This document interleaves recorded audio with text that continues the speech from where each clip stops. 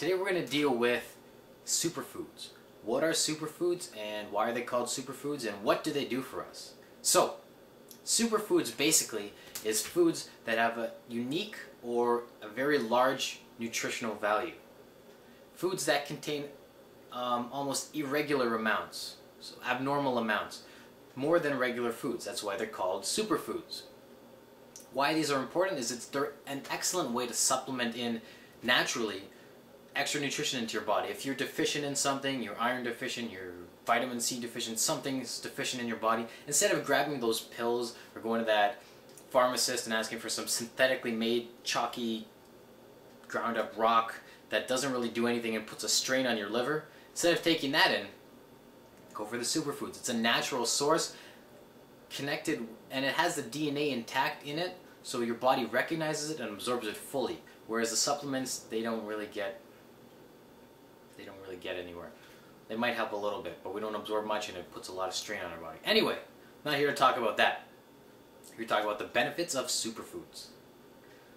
Okay? So, another great reason why we need them now is because even if you're eating a raw food diet, a plant-based diet, you're eating lots of salads and lots of fruit and all these things and you think you're getting all these great vitamins, truth is you're probably not getting as much as you need. Because food, the way we grow it now, is incredibly nutrient deprived. Even if we grow organic, especially when it comes to conventionally grown or things like that, but organic, even that is still very deprived of what we actually need. We need a lot of nutrition. We need minerals in our body. We're electrical beings before chemical beings, and we need that current. We run on electricity. People are like, do we need carbs? Do we need fats? Proteins? Whatever. You need electricity. You get that from grounding yourself, going to the earth, being in the sun, all kinds of things like that. But what do the electric currents run off of? Electrolytes, minerals, these kind of things. So we need to get tons of minerals in our body. And almost everyone, even raw foodists, are deficient in minerals. We need lots of minerals. Okay? So that's where superfoods come in. Great source of getting that extra punch in your body. So, first one we're going to do, we're going to just give a brief thing and talk about a few of my favorite superfoods, common superfoods you can get. First one is moringa. If you can see, it is green powder here. Okay, very nice, very easy to use, green powder, ground up from the leaves from the moringa tree, which grows in Africa and different areas of the world, used for thousands of years by locals and native people to just basically do whatever you want. It has over 90 nutrients in it and over 40 antioxidants. It's an amazing food. It has tons of protein in it. It has tons of iron, tons of calcium. It has 24 times more calcium than milk or dairy products. 17 times more iron than spinach. So it's like spinach on steroids here. This is like a super plant. This is a super herb, super food. Okay, and I think 4 times more beta carotene than carrots.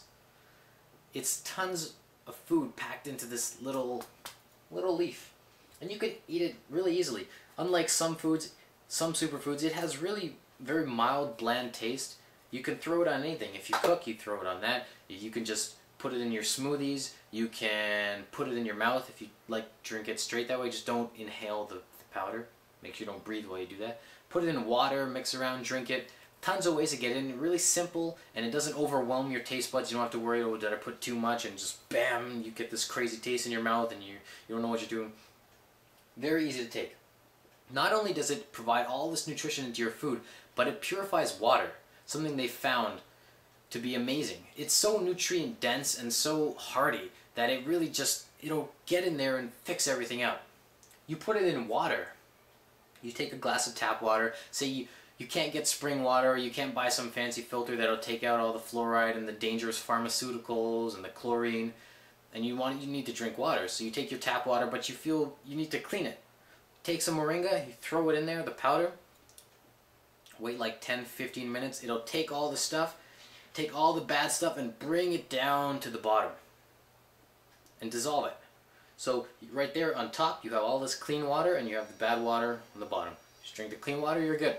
And they don't mix once they've been processed. So, amazing thing to do that, and think about it.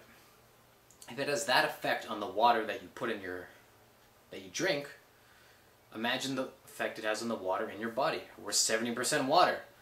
We eat something that purifies water, it purifies 70% of our body. Amazing detoxing product, amazing nutritional thing, packed with minerals. I recommend you get on that if you can. Okay, next thing, goji berries. I love goji berries. Tasty little treat, one of the most nutritional, if not the most nutritional fruit, and just, I love them. They're just little berries here that pack an incredible punch. And you just eat them. Usually you can get them at a health food store or order them if you don't have a health food store nearby. But they're becoming very common. And you get them dried. If you get them fresh, that's amazing. But it's not that common. But they're out there in their dried form. And they just have amazing properties. They grow in Asia primarily, though they have species that grow all around.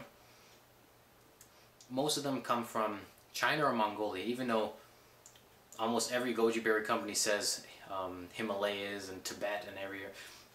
There's found no evidence of any company that actually exists in Himalayas or Tibet. Yeah, they grow wild there, but there's nobody that harvests them and ships them off to the US and Canada and Europe, whatever. So they come from China and Mongolia, but that's fine. Still amazing berries. A lot of things they do, they're, again, packed with minerals, packed with all kinds of things.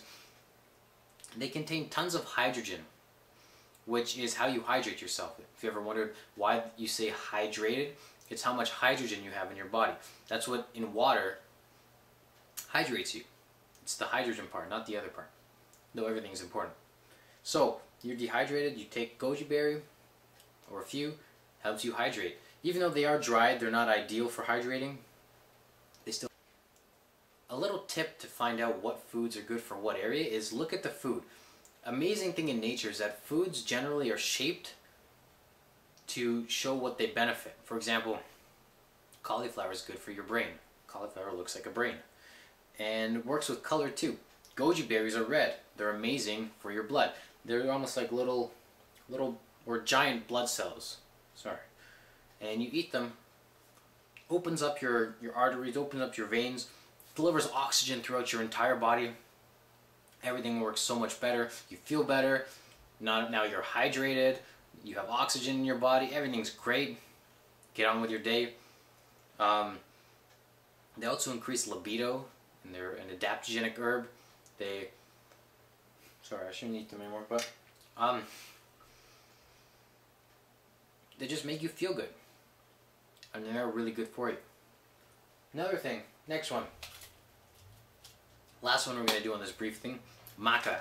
Maca is, let's see that, it's kind of it's a root that grows in the Andes and Peru, areas like that, used for thousands of years by the Inca and the locals there to just pump up your entire body. It's like an aphrodisiac, and it pumps you up with energy. The Inca used to take these before going into battle. They used to eat maca, and they would just wipe through their enemies. They had all this energy. They were incredibly powerful, great for athletes, great for sports. But then once they take a town, or a village, they were forbidden to eat it, because they just, be warned, it is an aphrodisiac, so they would just go crazy and rape all the women and stuff. So they had to make sure that wasn't allowed after taking it city. Anyway, we don't have that problem now, hopefully. Other than that, it's an amazing thyroid herb. Food. Actually, people with thyroid problems, even severe thyroid problems, have reported after taking maca on a regular basis for not too long a period of time, they've recovered 100% from all thyroid problems. So if you're losing weight and you're trying to lose weight and you're having a lot of problems, it could be your thyroid. Look into that if you're interested. Or people that know that they have a thyroid problem, got all kinds of things like that. Look into maca. Maca will definitely help heal your thyroid. Though I must warn you that it is a strong herb or food. It has a big punch in it. So be careful, don't eat too much, but small doses or medium doses, it's fine. It's great for you. Okay? That is our first intro on superfoods. Many more to come. Have an amazing day, and I'll talk to you soon. Bye. I got a feeling that tonight's gonna be a good